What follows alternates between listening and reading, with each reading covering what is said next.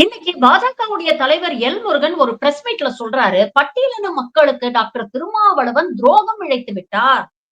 கூட்டணியில உட்கார்ந்துகிட்டு பட்டியலின மக்கள் பிரச்சனைய என்னைக்குமே அவர் பேச மாட்டேங்கிறாரு.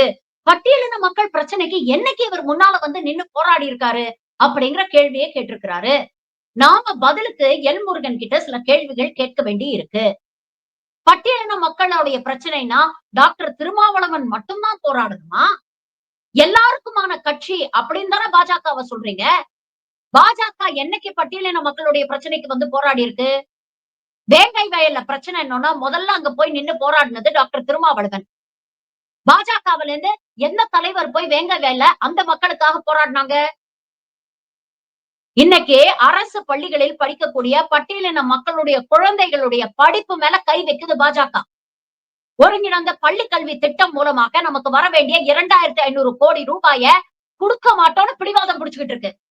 பாஜகவை சேர்ந்த எல் முருகன் பட்டியலினத்தை சேர்ந்தவர் தானே. ஏன் பாஜக அரசு உங்க தலைவர்கள்ட்ட பேசி அந்த பணத்தை வாங்கி கொடுக்க வேண்டியதுதானே.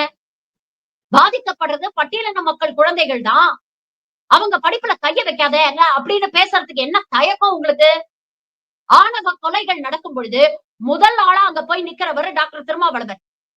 இது நாள் வரைக்கும் அண்ணாமலையோ எல் முருகனோ இல்ல நயினார் நாகேந்திரனோ எங்க போய் நின்னு இருக்காங்க? அந்த மக்களுக்காக என்னைக்கு குரல் கொடுத்திருக்கீங்க?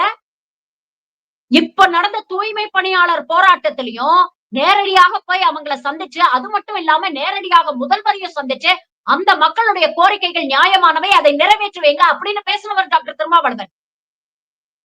எல் முருகன் என்ன முயற்சி எடுத்திருக்கீங்க? ஒன்றிய அரசு பட்டியலின மக்களுக்கான போஸ்ட் மெட்ரிக் ஸ்காலர்ஷிப்ல கை வச்சதே, அன்னைக்கு நீங்க ஏதாவது பேசினீங்களா? வட மாநிலங்கள்ல பட்டியலின வகுப்பை சேர்ந்த பெண்கள் தினம் தினம் ஒடுக்குமுறைக்கு ஆளாறாங்க.